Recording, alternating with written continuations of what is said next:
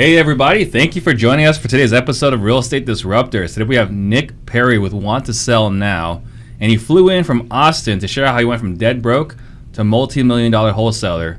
And a big part of it we're going to talk about is how to hire the right people for the right seats. If this is your first time tuning in, I am Steve Trang, broker and owner of Stunning Homes Realty, founder of the Offer Fast Homes app, the only MLS for off-market wholesale properties, and I'm on a mission to create 100 millionaires. So if you want to do that, let's connect on Instagram at steve.trang. If you're excited for today's show, please give me a wave, give me a thumbs up. And as a friendly reminder, I don't charge a dime for this show. I don't make any money doing this. So here's all I ask. This is what it costs for you to listen to this show. I've been advised by a consultant that I need to get to 500 5-star reviews in iTunes to hit some of my crazy goals. So please do me a favor, go into iTunes, subscribe, and give a 5-star review. If you could write what you like about the show, that would be even better. And this is a live show, so please ask your questions for Nick to answer. You ready? I'm ready. All right. So first question is, what got you into real estate? Oh man, that's a long question, but I'm gonna make it real quick for you. So I grew up in Northern Virginia, and when I was living there, I lived there till I was 24 years old. 2014, my job really started slowing down. I was doing outside sales, selling franchises, and that started to slow down. Franchises of? Frozen yogurt. So if you remember the frozen yogurt craze, like 2011 to 2014, I was the guy that would sell you a franchise. Yeah. So when that craze died off, my job was slowing down. My lease was coming up to an end in Virginia, and I had, like $5,000 saved in my name. And I said, well, I can get another job here, or I can and sign another lease, or I can just take my things and move. And so I put everything in the back of my car and drove down to Austin, Texas with no job, no real money. I had $5,000. You know how fast $5,000 goes in this world. Oh yeah. And on the drive down, I said, well, what am I going to do? It was kind of a fresh start. So I was like, well, where's the money at? Right? It's going to be in technology or real estate or oil, because I was moving to Texas. I was like, well, I probably missed the boat on oil. I don't have any stellar ideas for a great app, and so real estate it was. So when I landed in Austin, got my internet at my 1-bedroom apartment there in the hood, and started watching YouTube videos. So are there hoods in Austin? Not really anymore. When I got there, it was still kind of sketchy. Yeah. In the part of town I was living in. Gotcha. So this is 2014. 2014. When you decided to take a leap. Yep. All right. So we'll talk about how you got to your first deal. Yeah. After consuming a ton of content on YouTube, I started taking action, handwriting mailers, handwriting bandit signs, going and putting them out, running out of money real quick.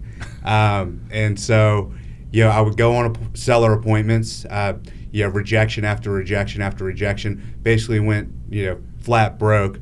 By the grace of God, I was able to get a job at Indeed.com, which was able to tide me over through my first deal. So I didn't get my first deal. It took me 11 months from the time I started. And this was not like a part-time effort. I mean, I was going hard at it for 11 months.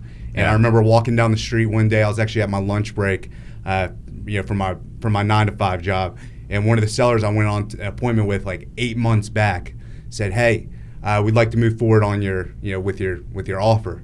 It was an inherited house, and I said, all right, great. So it was basically a tear down out in the country, but we got it at such a great price.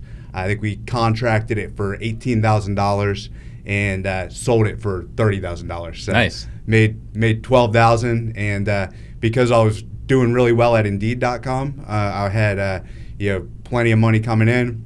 And took all that $12,000 and put it right back into marketing. And so that's really what helped snowball, deal 2, 3, 4, and so on. Gotcha. So you were doing franchise sales for frozen yogurt. Correct. I imagine you had some sales training.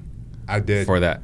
How did that translate into meeting the sellers inside their houses? Oh, it's huge. I mean, if you don't know how to talk to people and you don't know how to sell, good luck doing anything in this world, right? Yeah. You're going to have some sort of social skills, especially when you're dealing with the public. And in this business, you're dealing with a highly emotional sale. With the franchise sales, we're dealing with people making large investments into opening up a franchise. In real estate, we're dealing with people making large decisions on selling, a lot of times the largest purchase of their life. So, that translated huge into real estate. So when you were selling franchises, you were selling them, what kind of, typically what I hear from most franchises is $25,000 to $150,000. Right. So someone trying to buy into frozen yogurt, what are they paying out of pocket? So the franchise costs all in, you're at minimum like $250,000. Wow. Yeah, it depends on the store location and where you Yeah. want to be, but most likely you're going to be in the threes. So you're selling someone already a product that's a couple $100,000. Correct. So that's pretty comparable then. Exactly. When you move into real estate. Yeah. Where I really picked the best skills up though was when I started doing inside sales at Indeed. So Gotcha. Indeed runs a top, world-class top like sales organization. Yeah, and they do Carnegie, Dale Carnegie training. It's like Wolf of Wall Street, inside sales, banging the phones all day, and that's where I really cut my teeth and got the bulk of my sales experience. Gotcha. Okay, so 2014 you left. About a year later you got your first deal. So that's like 2015. Correct. Right. So 2016 is probably your real first year. Or when did you quit Indeed? Late 2006. I didn't know actually.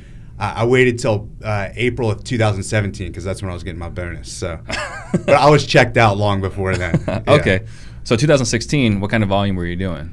2016, I was doing 2 or 3 deals a month. Okay. Still working full time As a side hustle. Yeah, I mean, I didn't treat it as a side hustle.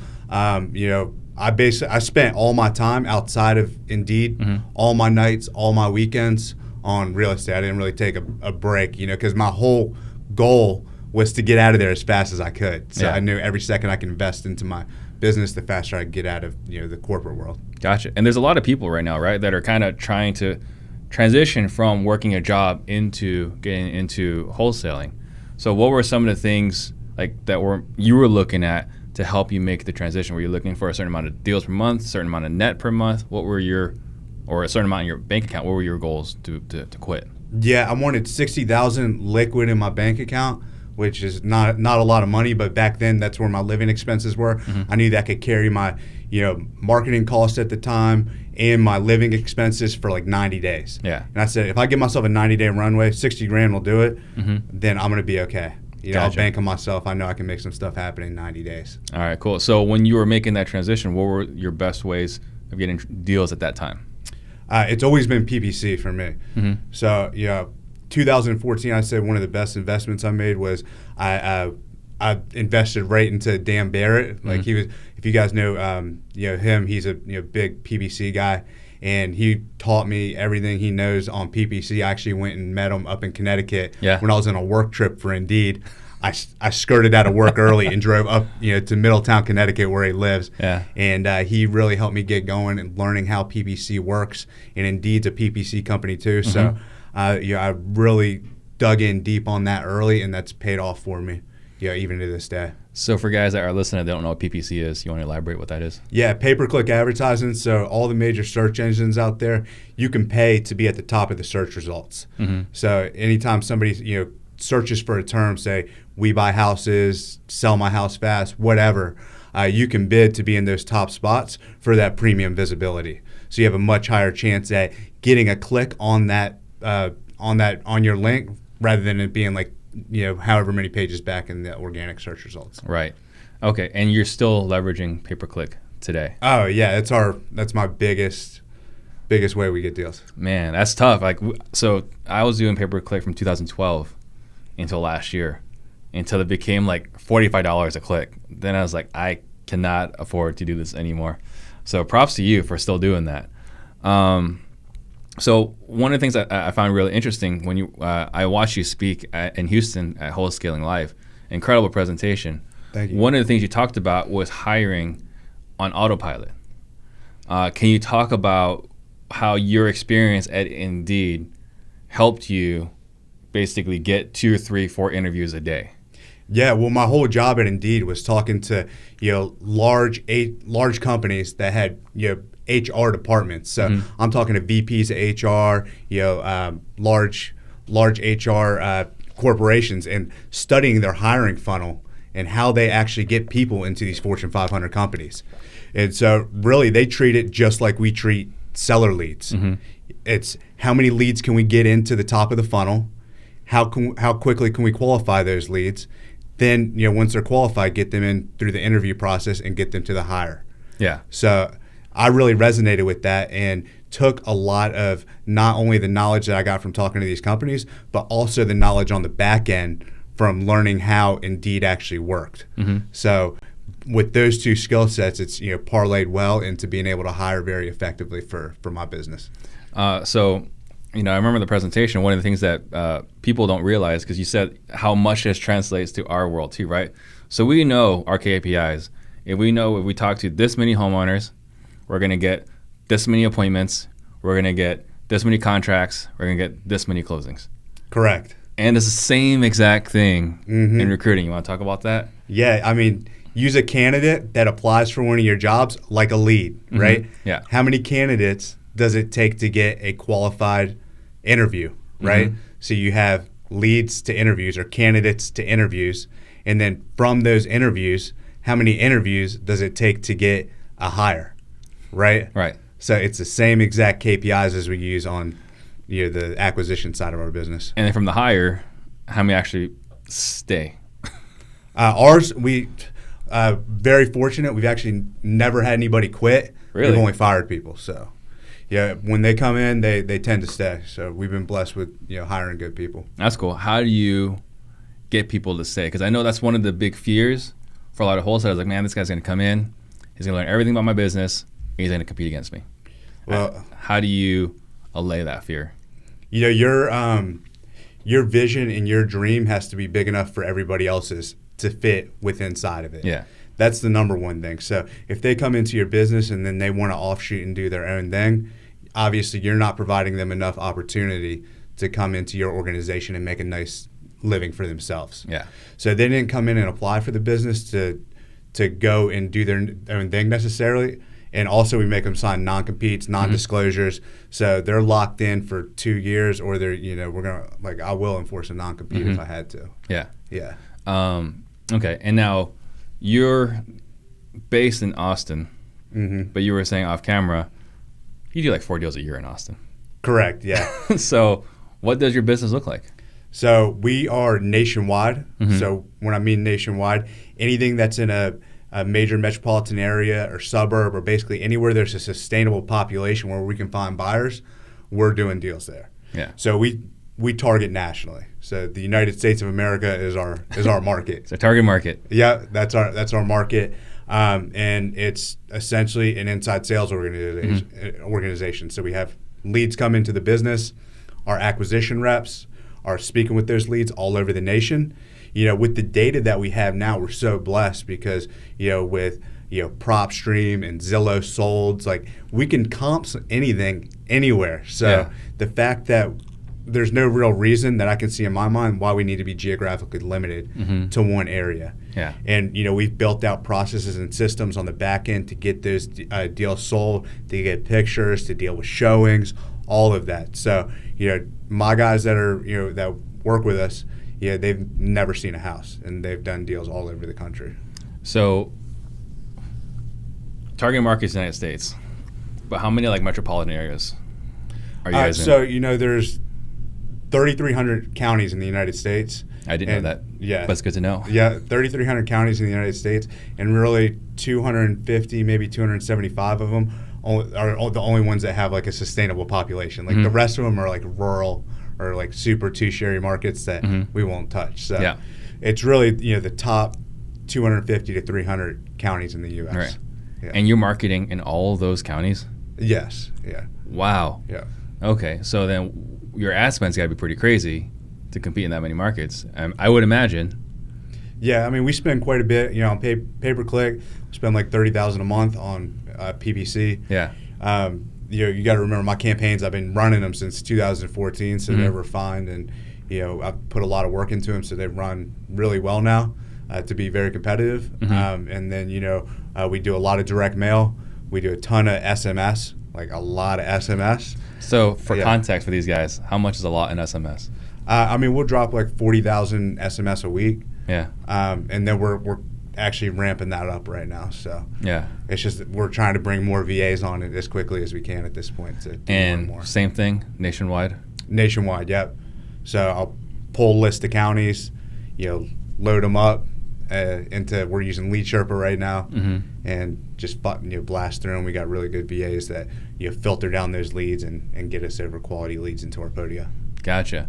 So I know you talked about you built out systems in places, and just right now for me, just first question that comes to mind is, let's just say hypothetically, I go to a city where I don't have a lot of contacts. We'll just say somewhere in the middle of Arkansas, just hypothetically, right? I don't know anybody there, but if I'm doing pay-per-click there, I'm doing SMS there, how am I moving the property? Call the realtors. Simple as that. That was because what ended up happening is I never really wanted to be nationwide. I was trying to do deals in Austin and San Antonio, but I was having a really hard time with my cost per lead and things like that. And I was getting leads organically from all over the United States. And so, after a little while, I was like, you know what, I'm just going to take a crack at one of these weird leads. So I think it was in Harrisburg, Pennsylvania. I call this lady, I get it under contract, and I'm like, well, what am I going to do with it now? So the only thing I knew how to do at this time, this was 2015, 2016, was I'm just going to start calling all the realtors and see if they got, if they know any investors that are looking for off-market investment deals. And so that's what we do to this very day. Yeah, simple. Don't overcomplicate it. Don't overcomplicate it. I mean, we have other ways too that are more sophisticated, different Facebook strategies and, going and buying everybody's cash buyers list that has a cash buyers list available. If you guys got a cash buyers list, call me because I'll probably buy it. But no, it's super simple. I mean, those realtors are going to have the doctors and lawyers that are going to pay higher a lot of times too, that are buying 1 or 2 deals a year. You'd be surprised. All right. Deals that I wouldn't think will move because we'll go through a realtor who has somebody like a pocket buyer. Gotcha. What were some of your early challenges? You quit. You got your savings, right? 2017, you quit. You're all in. What were some of your challenges when you first started? Yeah, I mean, when I first started, full time, it's very scary. When you quit a full time job, I was making $220,000 a year at Indeed. Really? Yeah. And that's a tough job to quit.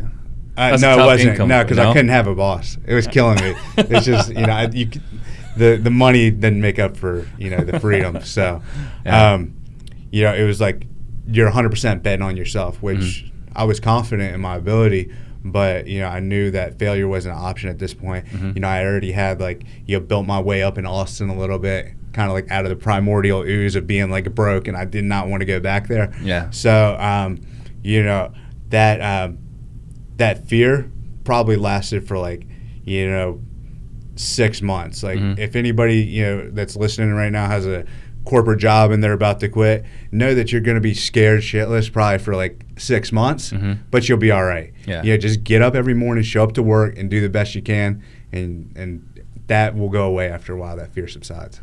So one of the things that I wanted to emphasize on for the show was putting the right people in the right seats, right? So we talked about Indeed, it's a pay-per-click. One trick that I remember you saying, just bet 15 cents a click to maximize your budget.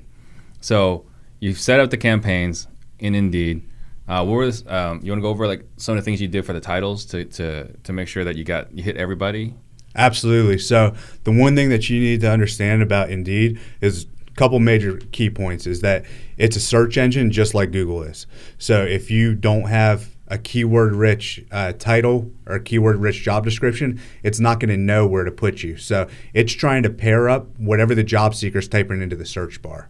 So if somebody types in brain surgeon, your acquisitions job should not appear in front of them, right? But if somebody types sales, as long as you've put, sales professional or, all these sales buzzwords in your job description and your job title, you're going to show up in front of them. So whenever you post a job on Indeed, it ages out based on time.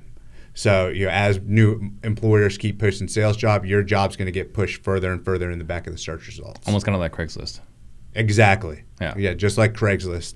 But there's a couple ways to get around that. One is by sponsoring your jobs. So when you sponsor your jobs, Indeed, they're going to want to have you sponsor your jobs at on a simple budget. Don't do that. So you can rewind this if you need to, because I'm going to go through this real quick. Is you're going to sponsor your job on an advanced budget, and you're going to set the CPCs at 15 cents. So that's the lowest that that Indeed will let you put your CPCs down to. Yeah. So what that's going to allow you to do is two things. You're going to get a spot in the sponsored section at the top of the search results, also a spot in the organic section, but then it's going to do that. but which gets you more traffic. But then it's also going to allow you to fly under the radar of kind of the Indeed, search quality police. Mm-hmm.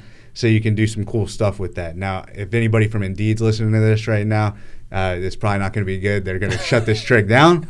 But I'll just tell you because it's good as of right now. So sponsor your jobs that way, and then what you're going to need to do is you're going to want to create 5 other variations of that same exact job post. So if you're hiring for an acquisition manager, you're going to want 5 different job titles and 5 different job descriptions, and you're going to want to post all of them into your account. Right. So by doing that, you're going to be dominating the search result page, and everybody that's looking for a sales job is going to be clicking on your ad. So you'll get way more traffic by doing that. So remember, this is like a leads business, right? Mm-hmm. Trying to generate as much traffic as you can to your position so you get as many qualified candidates to start interviewing right away. Yeah, and I was so excited when you were talking about this in Houston because, I'm a total nerd.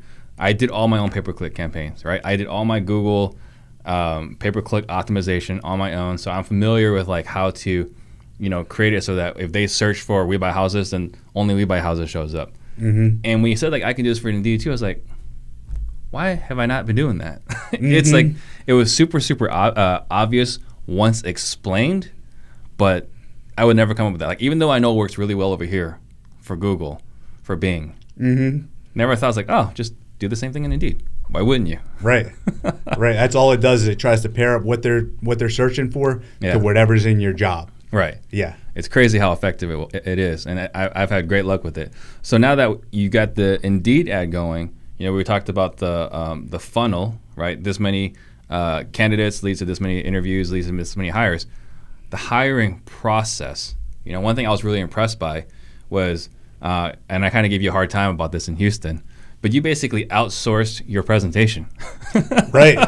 Leverage wherever you can, right? Yeah. So like here's Nick coming to speak about the presentation. Nah, just kidding. We're going to have Aaron and Brandon. Now Aaron and Brandon are going to get this presentation. Right. So you've been able to replace yourself effectively with good people, but how are you interviewing in such a way that you can replace yourself with quality people versus just another guy that doesn't quite fit in the culture? Yeah, I'll take you quickly through our hiring process. So you'll get all these resumes that come in, and who likes going through resumes? Nobody, right?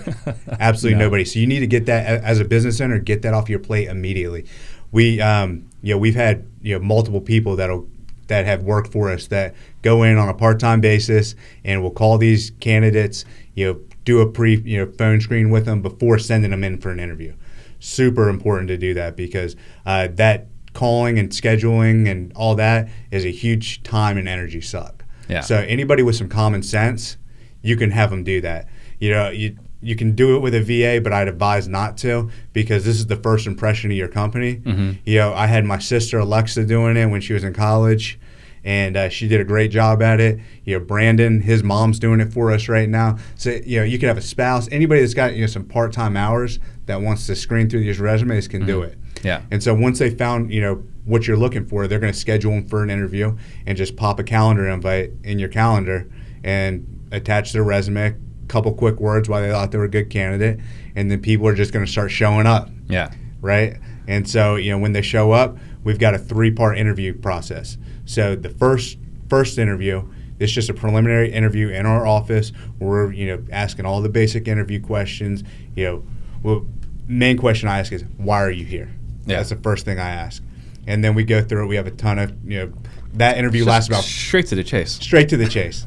That lasts about 15 minutes, the first interview. Mm-hmm. We can tell within 10 to 15 minutes if they're going to be viable for a second interview. Mm-hmm. And so if they are invited back for a second interview, that's actually a practical interview. So what we found is, before we'd have people that would interview awesome, and then we'd get them on the phones, and then they were duds, and we'd have to fire them real quick.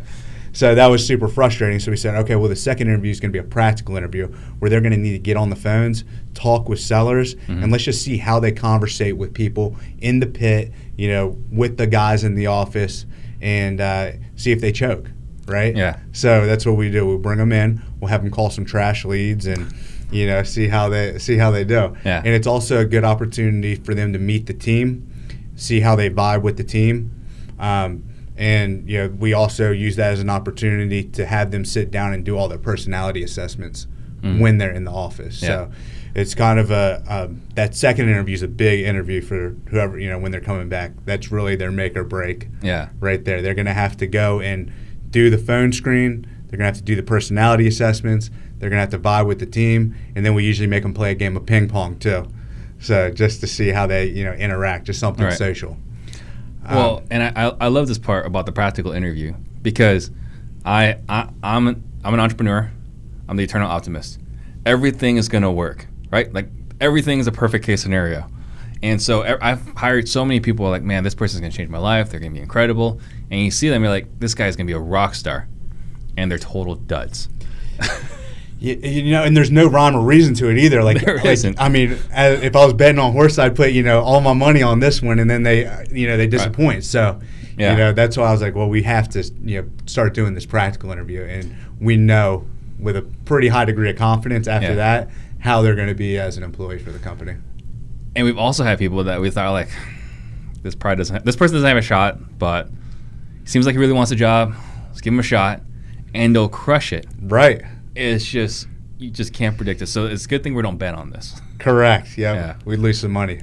But you don't know until you know, right? Right, so exactly. It's better to do that on the second interview and know right away before you make a hiring decision, and then you have to fire them, a couple weeks in, and you're frustrated. It's never fun to get somebody started and have to pull the plug on them. No, it's terrible. Especially it puts a lot of strain on the administrators too. Yes. Yeah. Yes. So right now, with you being nationwide, what does your company look like?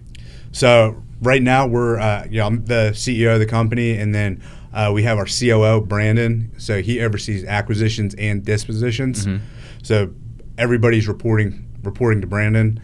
On acquisitions, we have 4 full-time acquisitions over there, and then on dispositions, we've got a full-time dispositions and a full-time transaction coordinator. Yep. So. Gotcha. We're growing slow right now. I've fired a bunch of people, so right now we're lean, we're mean, and we've got really really good people that are doing a great job. You're really lean to do 30 deals, 30 plus a month. Yes. With just 4 acquisition guys. Yep. Brandon's on the phones too. Okay. So he'll pick up 2 or 3 contracts a week himself, and the same with everybody else. Man, that's really impressive.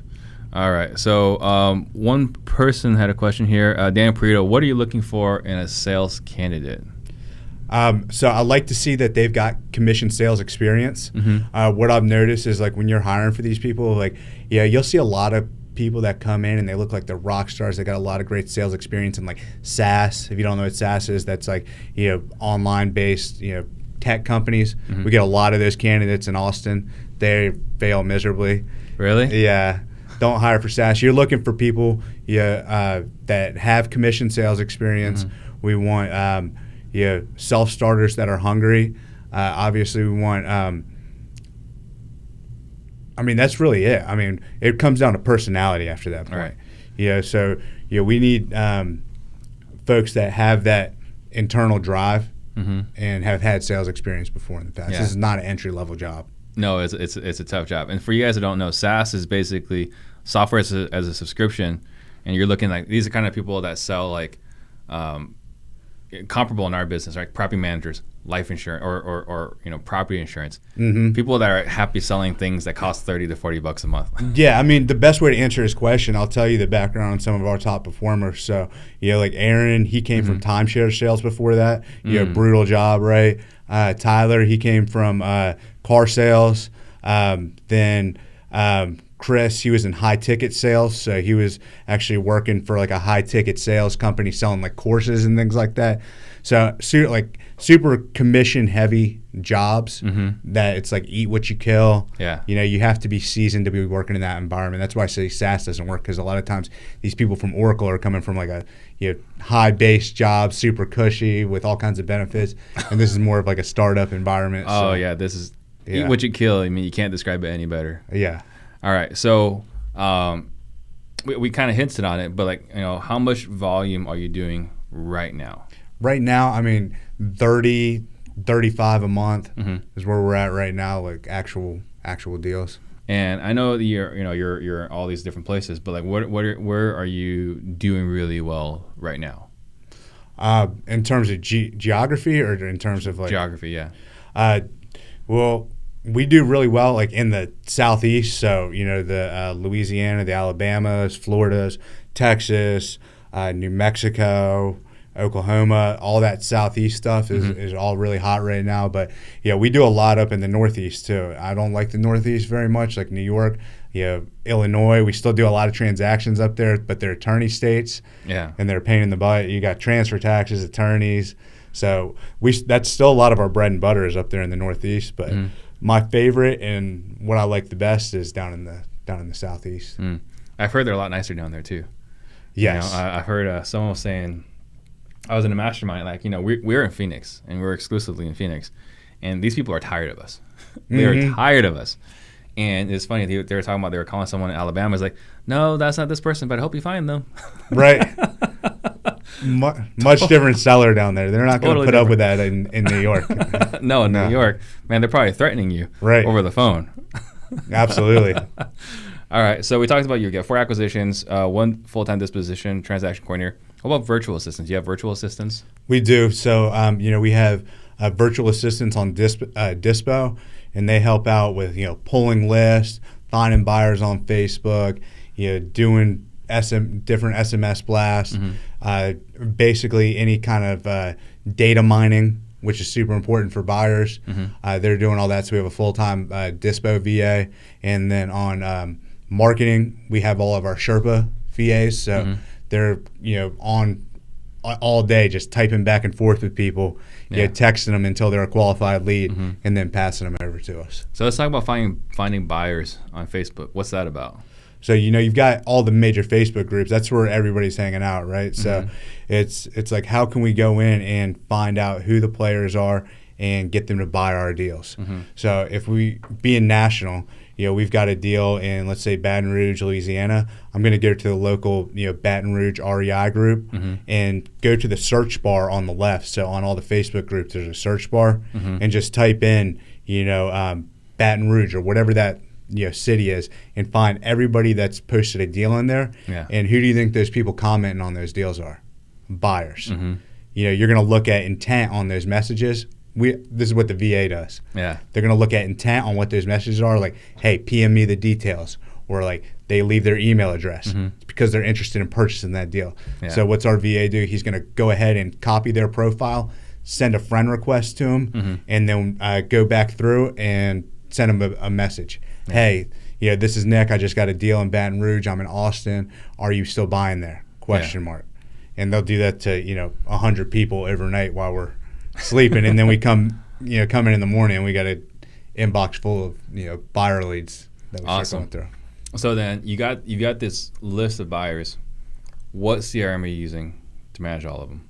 So we use Podio exclusively. So in terms of the buyers list, like, because we have over 2.9 million buyers in our database. Wow. So there's no real viable storage solution for that. If anybody knows, reach out to me. I've talked to some pretty smart minds on trying to get a database to house it and be able to sort it and filter it effectively. But right now we're using good old-fashioned Google Sheets for buyers, and it's effective. I mean, it doesn't take us that much longer. We can pull our list pretty quickly, so it's not killing us. But I know there's a better tool out there, just haven't found it yet. Right.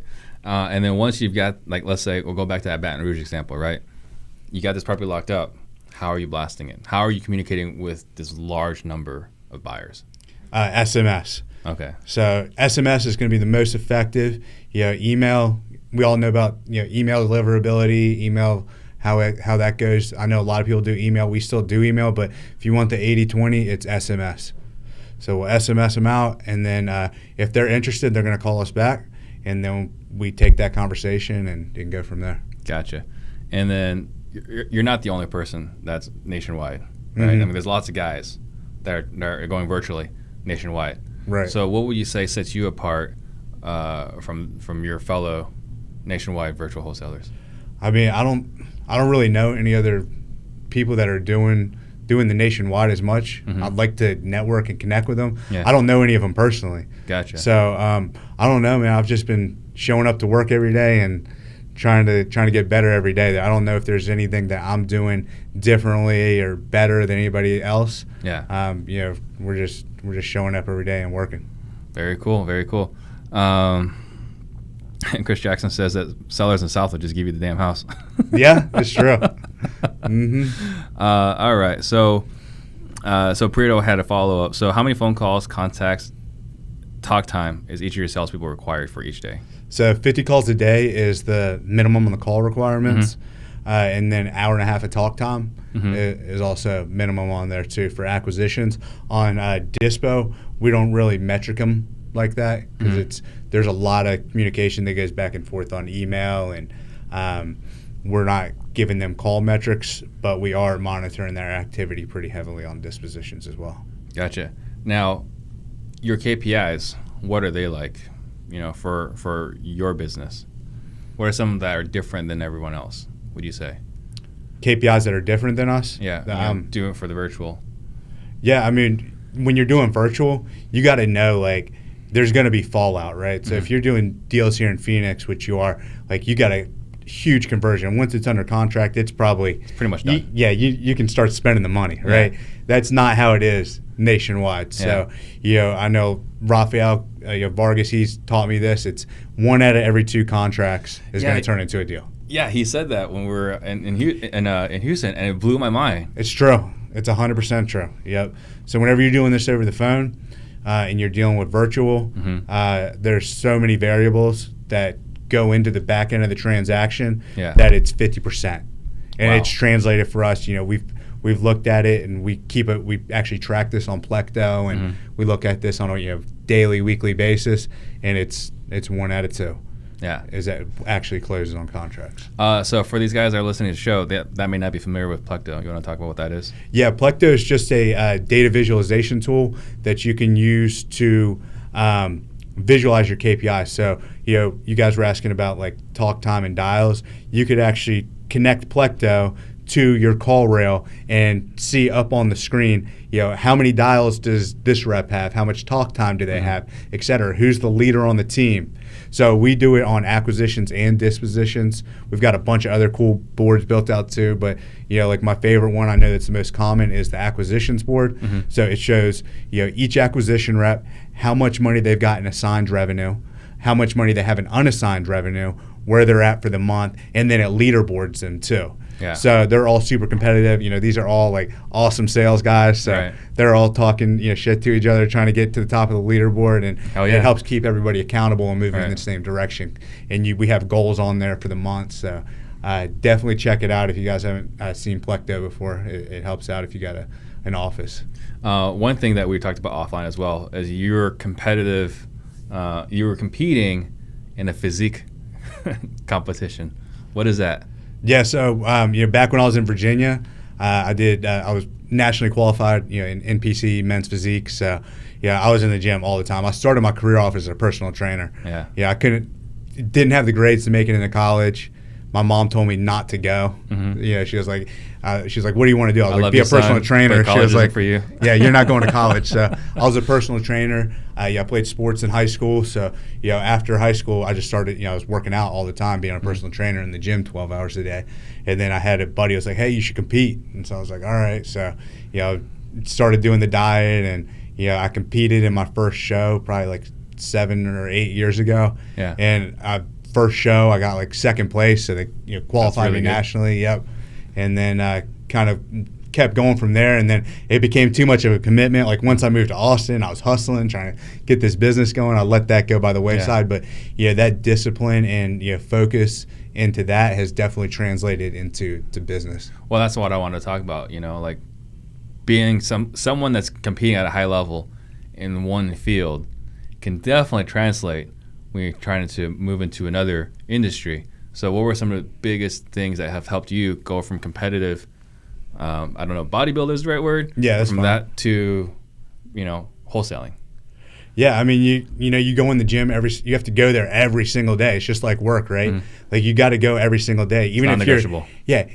Even if you're jacked and you look great, you still got to show up every single day and keep putting the work in and keep getting better. Like perfection is, you're never going to get to perfection, so you can always continue to get better. But that consistency and daily focus is necessary in business. Like you look at Arnold Schwarzenegger, who started off as a bodybuilder, then went, was the highest paid actor of all time, and then was the governor, right? Like, and he directly attributes bodybuilding and the principles of bodybuilding to being successful in those other fields. And it's absolutely true. You've got to be not only consistent, you have to work your butt off, and you can't slack. So there's just fundamentals you learn from going to the gym every day and competing. And So one of the things I love to see on a resume is debt collection. If you're a debt collector, you're going to do great in this business. Should I add bodybuilder? Sports. You asked me earlier what were some things that I look for. I kind of airheaded out on it, but sports is huge. Sports, bodybuilding, any kind of like competitive nature or sport or field will bode well. You want people with that competitive edge.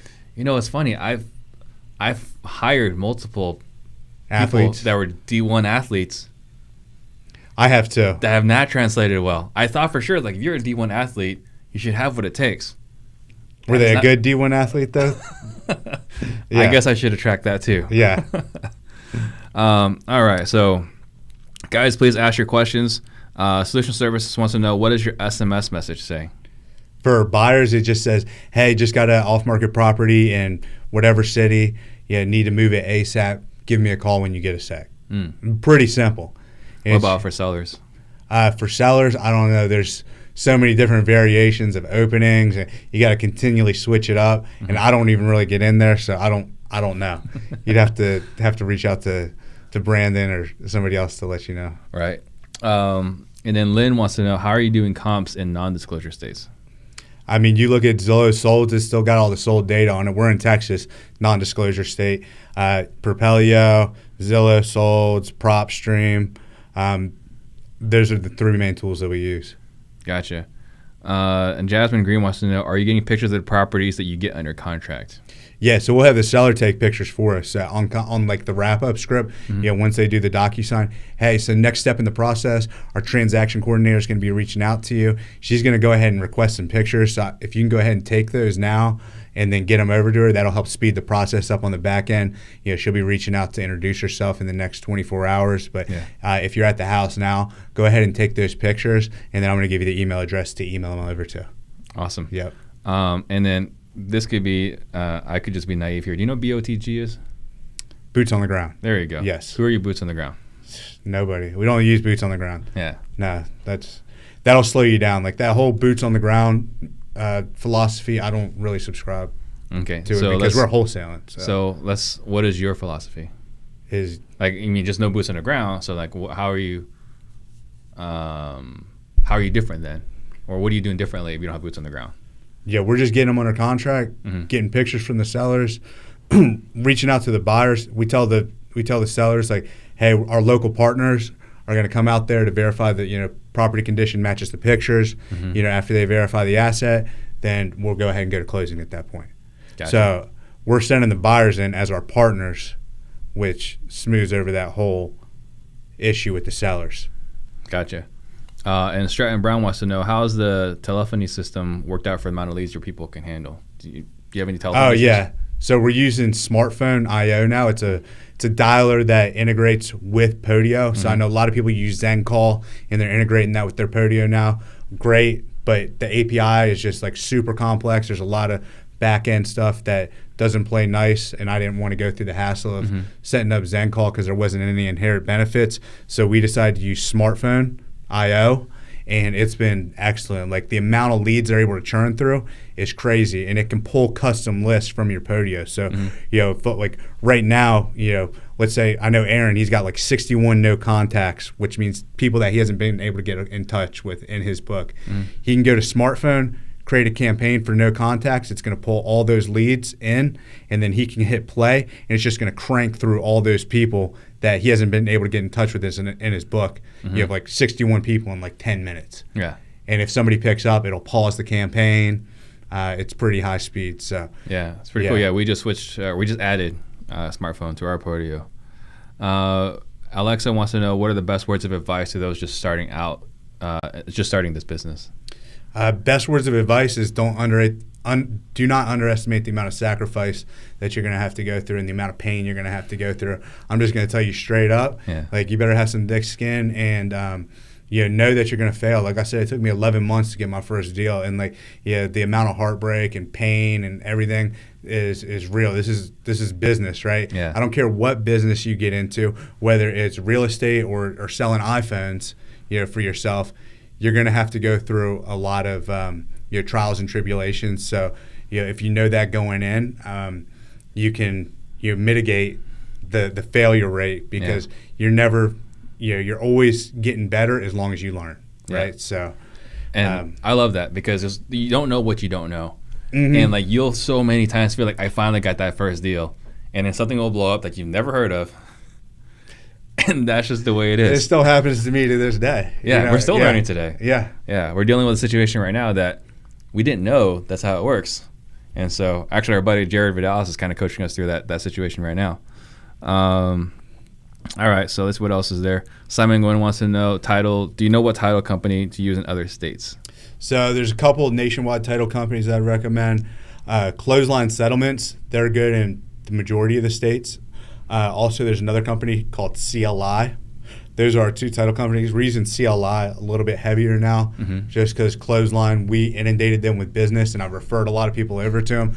So don't expect communication to be very prompt all the time, but they're good as well. They're investor friendly, and they're called Clothesline Settlements. They're out of Rockville, Texas, or CLI. They're also, I think Rockville, Maryland, and then CLI is in Bethesda, Maryland. But they're nationwide title. Gotcha. And Arnold wants to know, where did you get your customized shirt? This is from Ryan at TRG Homes. So he hooked it up. I know if you hit him up on Instagram, he might send you one. So yep. Yeah. All right. So Dylan wants to know, currently trying to get a virtual deal. He's made 21,000 calls so far and contacted 1928. Also doing RVM and SMS without a deal. Any tips? Is doing RVM and SMS without a deal. Yeah, I mean, it comes down to volume, because like, it takes a lot of RVM and a lot of SMS. So I'll give you some of our KPIs on RVM. It's like $2,300 to $2,400 a deal on RVM, and then on SMS. Pretty low for RVM. Pretty low. Pretty low from what numbers I'm hearing. Like, I'm hearing most people saying RVM doesn't work for them anymore. So that's really good. Yeah, I mean, we've had to experiment around. Yeah. What we're doing right now, it's about $2,300 to $2,400. Yeah, that's really good. Yeah, and then SMS, you're going to have to go through a lot of sellers to get to it, because these leads are not like PPC, where you're going to get on the phone and like shut these people down and get them to sell their house to you. They take more nurture. It's kind of like a direct mail lead. Right, RVM and SMS are like direct mail. Even though they're reaching back out to you and showing intent, your sales cycle on them isn't going to be overnight. So those leads that you've already talked to need to be followed up. Right. So don't throw those leads away. You need to continue to follow up. Some of them will pop. It's a 90-day cycle. Same thing with cold calling, right? Like, the amount of people that are going to close on the first call on cold calling, very low. No. So you're looking at 90 days. So don't get discouraged on it. Just keep following up with those leads. Evander Livingston wants to know, who should be your first hire after going from a one-man show? Acquisitions. So you need to get somebody to, get on the phones, start working right beside you, and taking those inbound seller calls, making outbound seller calls, whatever, talking to sellers all day long. Yep. What that's going to do is allow you to talk to more sellers if you're going to continue to do acquisitions, which I think you should in the beginning.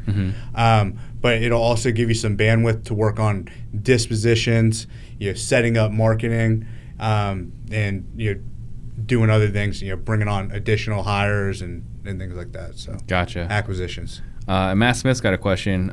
So you get your buyers from realtors. How much commission are you paying them, or is it a set fee? We just tell them to tack your fee on top. Makes total sense. And then Iris wants to know, is there anything you would have done differently in the beginning to cut down on the time to get your first deal? Yeah, I would have got a coach a lot faster. I try to put myself through YouTube University and piecemeal everything together. Yeah. You know, watching everybody's videos. And I was like, man, I'm smart enough. Like, I can figure this out. I can put it all together. But I punish myself by doing it that way. Like, if I had to go back to day one, like, I would have just took that $5,000 I had, probably given it to Sean Terry. You know, because this is back in 2014. He was one of my major mentors. He was the one that got me out of my 9 to 5. Yeah, I should have used a mentor right away rather than trying to piecemeal everything to myself off YouTube and free content from Facebook. Right, 100%. And man, who knows how many people Sean Terry has helped? Can't even imagine what that number is. He's the Godfather, man. Godfather, for sure. All right, so we talked about multi-million, right? So like 2.5 million coming in. And there's a question I hope you don't mind me asking, but what do you get to keep out of that? Because you hear a lot of these guys talking about doing massive numbers of deals and this much revenue, but no one really talks about what you bring home, which is, I would argue, the most important number. No, I mean, 100%. It's Brad Chandler came in my office last week and gave me a good butt kicking on. That's great, you're doing a lot of top line, but what's your bottom line at? So we're running at 21% profitability margin as of last quarter, which we should be in this business 30 to 40%.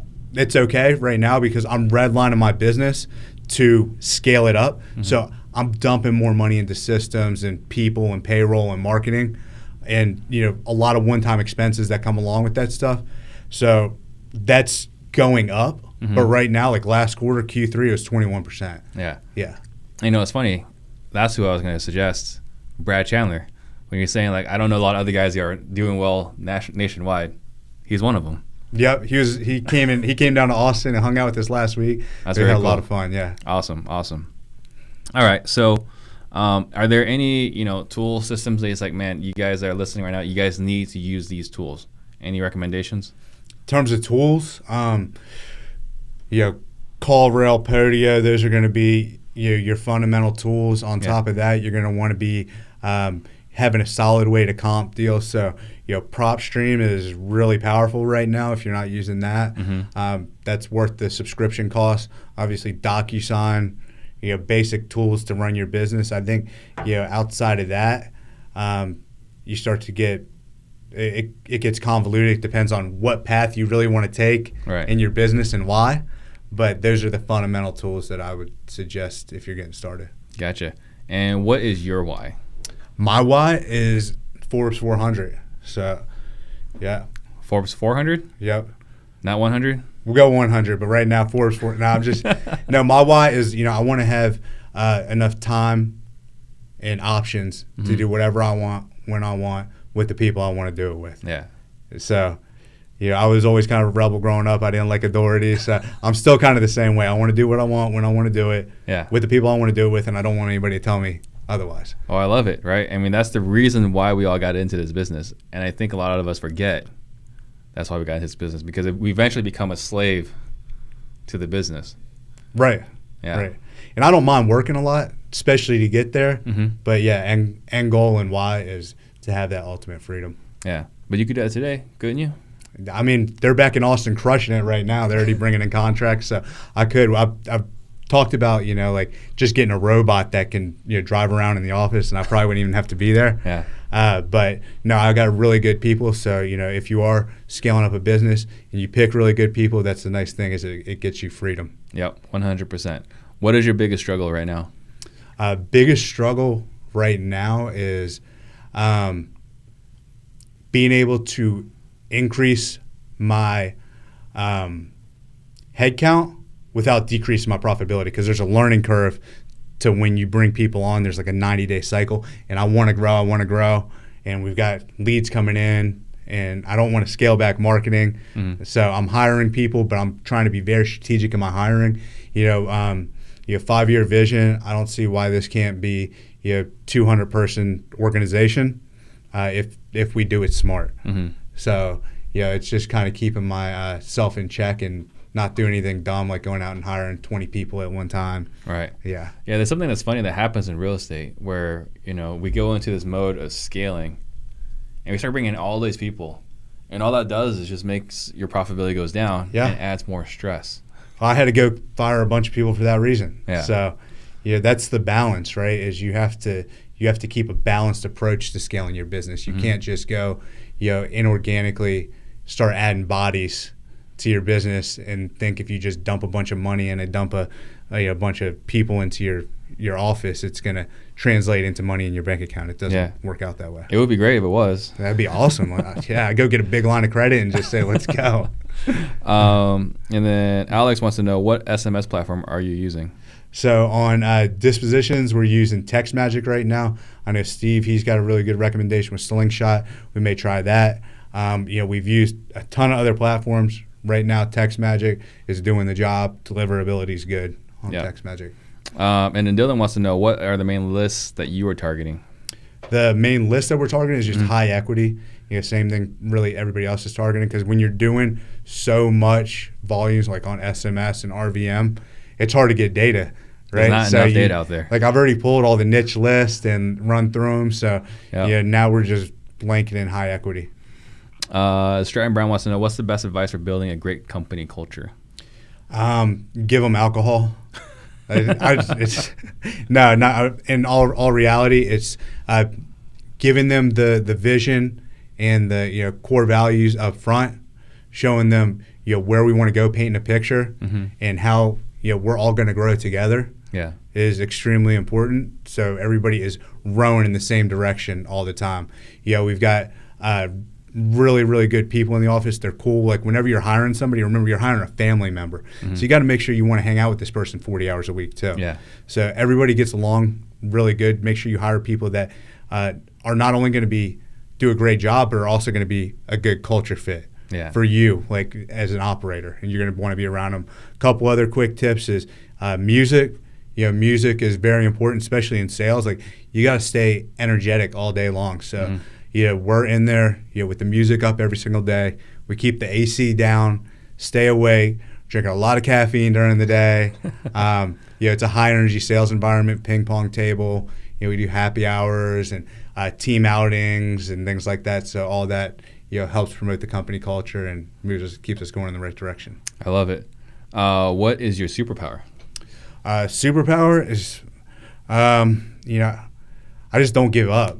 I think that's the main thing is just relentless. I'm just relentless. Like if I want something, like you're going to have to kill me to not get it. That's really I think my only superpower is I'm not smart. I barely made it through high school. I've not like super good on like SATs or test taking. It just comes down to like, if I set a target for myself, I'm just going to relentlessly chase it down. And I know how to take a punch in the mouth. I know how to fall down 7 times and get back up 8. And that's really it. Like I'm not scared of failure. I'm going to, I'll run into a brick wall over and over again until I get through it. Yeah. Oh, that's fantastic. Francisco wants to know, how would you go about finding a mentor? And maybe not for you in your stage right now, but in your beginning stages, how would you find a mentor? You're going to want to find somebody that already has the things that you want to have for yourself. So not all mentors are created equal, right? So you have to find somebody that has your same core values. They have the life that you want to have, and make sure that they're actually doing deals. Yeah. So you don't. It's sad that we have to add that, doesn't it? Unfortunately. So there's a lot of good ones out there, but there's a lot of ones that you're going to want to do your research on before spending your money. Right. Yeah. And it's funny, like there's things you can find out just by googling their name. If you just Google their name, there will be things that you will read that would surprise you. Exactly. What is the greatest lesson that you have learned? Greatest lesson that I've ever learned, I think, is probably from my mom. She said half the battle is just showing up, right? So super simple advice, but show up every single day. I still go to work every single day. Probably go to work every single day until I'm 80 years old.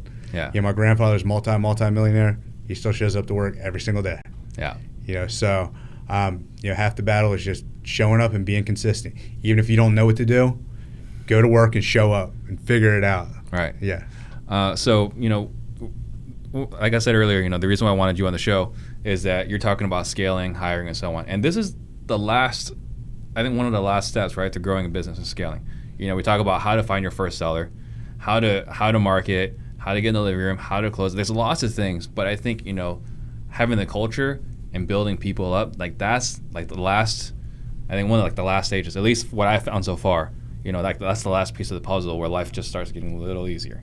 Mm-hmm. How did you build out what you have? How did you learn those things? What resources could someone go find to become a better leader, better business owner, better entrepreneur?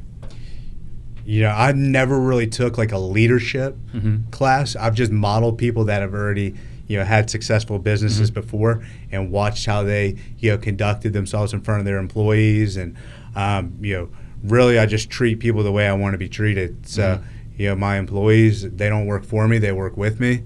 And we're all moving in the same direction. And I just try to, be the best I possibly can for them, make sure that they're getting paid, ask them how they're doing, pour into them. And if you do that and you've got the right people, they're gonna take good care of you. Oh, I love it. So I want to leave you with I want you to leave the listeners with one last thought. I'm gonna make a few quick announcements. So think about what you want to leave the listeners with. Guys, we're only 3 weeks away from New Orleans with Chris Root's Skillathon, December 6th through 8th. If you guys want to check that out, go to bit.ly/2019skill. And then Max and I were doing our workshop January 10th through 12th. That's 2.5 days. We're going to go over everything in our business, how we're doing 4 to 7 deals a month in Phoenix. I argue one of the toughest markets in the country. So if you want to make 2020 your year, go to disruptors.com to see if the workshop makes sense for you. That's DISRUPTORS. And then this coming Friday, we got Kyle Wiloch, another guy in Phoenix that's doing a lot of deals quietly. And then in 2 weeks, we got Ryan Shalaba coming in from Pittsburgh, Pennsylvania. He's going to talk about how he built his flipping operation. I got a chance to meet him in a mastermind, and what he's doing in Pittsburgh is just crazy. So with that, last thoughts. Last thoughts is you don't be afraid to fail, and scared money don't make any money. And remember, success is not like a stock chart. It goes up. You're going to fail. Whatever you decide to do, you're going to fail horribly probably the first time. You're going to go through a minute of self-loathing, and you get out of that real quick and you figure out what you did wrong. Then you make another plan, and you're probably going to fail again. And it's just this perpetual loop. But remember, success is a perpetual series of loops going upwards. Yeah. So you're going to fail forward, and you're going to learn, and then you're going to try again, and you're probably going to fail again, and it's just going to keep going like that, forever and ever. But as long as you use it, learn from it, get back on the horse and try again, you're going to be all right. I love it. So if someone wants to get a hold of you, how do they do that? Just find me on Instagram at Nick Perry, REI. It's probably the best way to get in touch with me. Happy to help, happy to talk to you guys if you need any help with your business. Awesome. Thank you very much. Thank you guys for watching, and thank you. This was a lot of fun. Awesome.